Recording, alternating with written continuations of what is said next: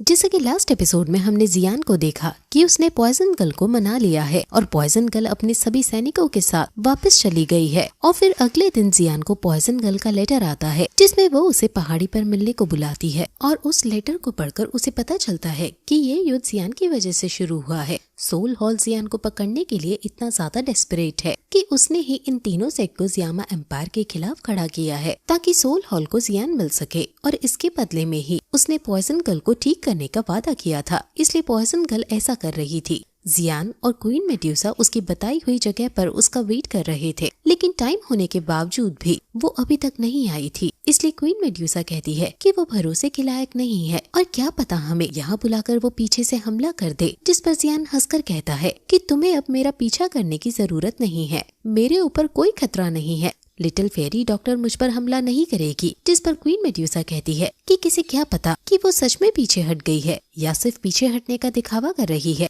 क्या पता उसने तुम्हें अकेले में बुलाकर मारने का प्लान बनाया हो। तुम बेशक मर जाओ, लेकिन तुम पर अभी जियामा एम्पायर की रिस्पॉन्सिबिलिटी है और जियामा एम्पायर पर स्नेक क्लैन की। इसलिए स्नेक क्लैन के खातिर ही मैं तुम्हारा पीछा कर रही हूँ और तुम्हें प्रोटेक्ट कर रही हूँ। अब तभी वहाँ पॉइजन गर्ल आ जाती है और लेट होने के लिए माफी मांगते हुए कहती है कि बाकी 3 साइड को मैं बहुत मुश्किल से मनाकर यहाँ आई हूँ। मैंने तो विड्रॉ कर लिया है, लेकिन बाकी वो 3 क्लैन विड्रॉ करने को राजी नहीं है। वो काफी समय से जियामा एम्पायर को इन्वेड करना चाहते थे, इसलिए अब वो पीछे नहीं हट रहे हैं। क्वीन मेड्यूसा कहती है कि उन दोनों से तुम्हारे दम पर ही जियामा एम्पायर पर हमला कर पा रहे हैं, तो क्यों ना हम तुम्हें मार दें और उनकी शक्ति छीन लें। वो फिर तुरंत पॉइजन गर्ल के आगे आकर अपनी तलवार उस पर रख देती है और पॉइजन गर्ल भी अपनी पावर्स को यूज करने लगती है, लेकिन तभी जियान उन दोनों को रोकता है और कहता है कि जियामा एम्पायर हमारी मातृभूमि है और फ्लेम अलायंस को मैंने अपने हाथों से बनाया है और मैं अपनी आंखों के सामने उसे टूटता हुआ नहीं देख सकता हूँ, इसलिए मुझे बाकी दोनों सेक्स से लड़ना ही होगा। जिस पर पॉइजन गर्ल कहती है कि तुम्हें जो उनके साथ करना है वो तुम करो, वो मेरे कोई दोस्त नहीं थे,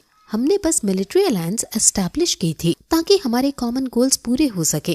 क्वीन मेड्यूसा ये सुनकर शांत हो जाती है और उसे समझदार बोलकर पीछे हट जाती है। अब पॉइजन गर्ल उससे पूछती है कि आखिर तुम कैसे मेरे पॉइजन को कंट्रोल कर सकते हो। जियान उसे एक स्क्रोल देता है और बताता है कि ये पॉइजन पिल मेथड है और इसका यूज करके हम बॉडी के अंदर जितना भी पॉइजन है उसे कंडेंस करके बॉडी के अंदर ही पिल्स के फॉर्म में ट्रांसफॉर्म कर सकते हैं और फिर पॉइजन का इफेक्ट इससे कम हो जाएगा। ये आइडिया पॉइजन गर्ल को काफी ज्यादा अच्छा लगता है, लेकिन वो फिर भी दुखी होती है क्योंकि इसको बनाने के लिए जो इंग्रेडिएंट्स चाहिए वो पाना काफी ज्यादा मुश्किल है। इसको बनाने के जो इंग्रेडिएंट्स चाहिए वो है डेविल कोर, जो कि 7th order heavenly poisonous scorpion dragon beast से मिलेगा और 3 डिफरेंट फायर्स और बोधिसत्व सलाइवा चाहिए। ये सुनकर जियान उसे अपनी 3 फायर दिखाता है, जिसे देखकर वो शॉक हो जाती है और समझ आती है कि जियान में सच में कुछ बात है, क्योंकि एक डॉगी एक्सपर्ट पूरी जिंदगी लगा देता है एक फ्लेम पाने के लिए और जियान के पास 3 फ्लेम्स हैं, लेकिन फिर भी वो दुखी रहती है कि बाकी 2 इंग्रेडिएंट्स उसे कहाँ से मिलेंगे।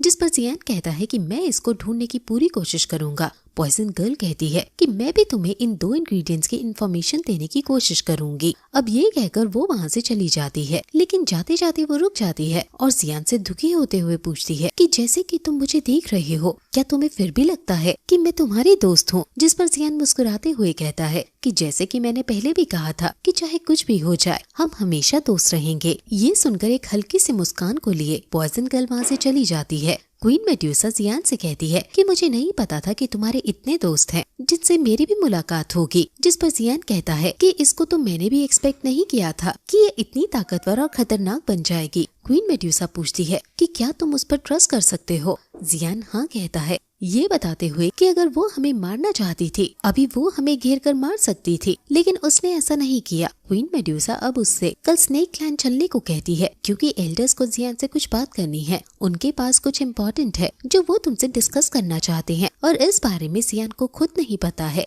जियान को, जो जियामा एम्पायर का एक तरह से अब लीडर ही है, वो दूसरे क्लैन के इनविटेशन को मना नहीं कर सकता है और क्वीन मेड्यूसा ने उसकी जान भी बचाई है, इसलिए वो उसके संग चलने के लिए हाँ कर देता है। क्वीन मेड्यूसा और जियान अब अगले दिन वहाँ से स्नेक क्लैन के अंदर जाते हैं। सभी स्नेक क्वीन मेड्यूसा के आगे झुककर खड़े हो जाते हैं क्योंकि मेड्यूसा यहाँ की क्वीन है। क्वीन मेड्यूसा जियान को बाहर ही वेट करने को कहती है और खुद महल में चली जाती है। जियान वहीं वेट करने लगता है कि तभी वहाँ एक काफी ताकतवर स्नेक आता है और जियान पर हमला कर देता है। जियान उससे बचता है और कहता है कि तुमने एक कदम और आगे बढ़ाया तो अब मैं भी पीछे नहीं हटूंगा। जिस पर ताकतवर स्नेक कहता है कि तो देखते हैं कि तुम में कितना दम है। अब वो फाइट करने ही वाले होते हैं कि तभी वहाँ एक लेडी स्नेक उस आदमी से कहती है कि इसे बंद करो। मोबस को वो धमकाती है कि तुम डे बाय डे बहुत ही ज्यादा असभ्य होते जा रहे हो, तुम जल्दी यहाँ से भाग जाओ। वो फिर जियान को वेलकम करती है और महल में जाने को कहती है। क्वीन मेड्यूसा अपने सिंहासन पर आकर बैठती है और आसपास उसके एल्डर्स बैठे हुए हैं और वहाँ अब जियान आता है। जियान उन एल्डर्स को देखता है जो सारे ही काफी ज्यादा रैंक पर हैं और उसे खुशी होती है कि स्नेक क्लैन ने ज़ियामा एम्पायर के साथ एले बनाकर अच्छा किया, वरना पता नहीं क्या होता ज़ियामा एम्पायर का।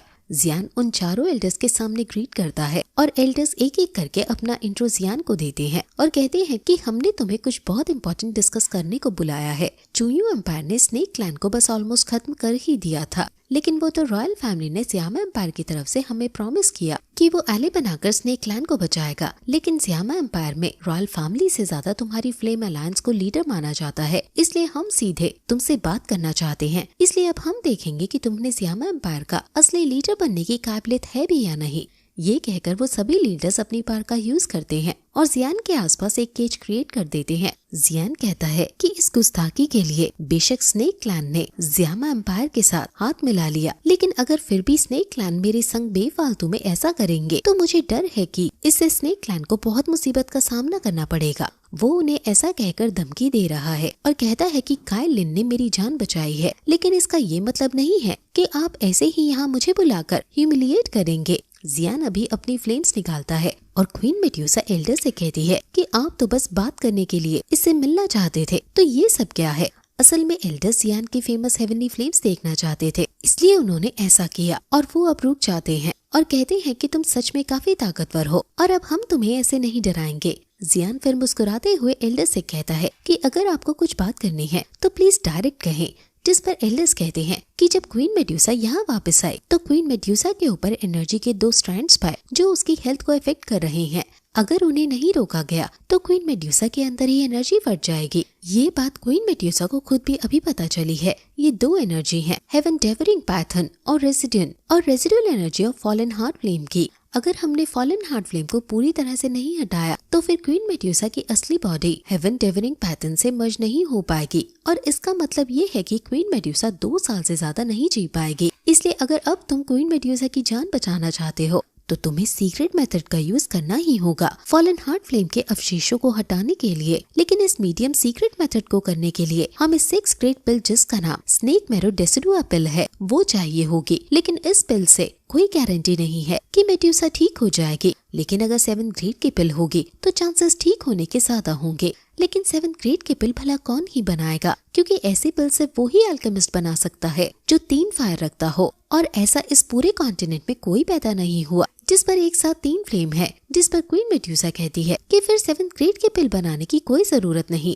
अगर जियान 6 ग्रेड की पिल भी बना देता है तो फिर मेरे बचने के 50% चांस होंगे और ये बहुत है। लेकिन जियान कहता है कि हम सिर्फ वही तरीका यूज करेंगे जिस पर सबसे ज्यादा बचने के चांसेस हो। मैं जरूर कोई तरीका ढूंढ ही लूंगा 7 ग्रेड की पिल बनाने का और 2 साल के अंदर अंदर मैं ये डिलीवर भी करूंगा। ये सुनकर एल्डर शॉक हो जाते हैं और उसका धन्यवाद करते हैं और जियान भी कहता है कि ये क्वीन मेड्यूसा की जीवन और मृत्यु का सवाल है और मैं जरूर 7 ग्रेड की पिल बना कर रहूंगा। अब एल्डर जियान को 7 ग्रेड की पिल का डिस्क्रिप्शन दे देते हैं और फिर जियान के पास जाकर उसकी खातिरदारी करने लगते हैं और उसके लिए खाने की अरेंजमेंट्स करने लगते हैं और फिर ये सीन काफी फनी हो जाता है। और फिर शाम को जियान और क्वीन मेड्यूसा स्नेक क्लैन से बाहर जाने लगते हैं और आपस में बातें करते हैं और फिर क्वीन मेड्यूसा कहती है कि तुम यहाँ से चले जाना, अब मैं भी वापस महल चलती हूँ।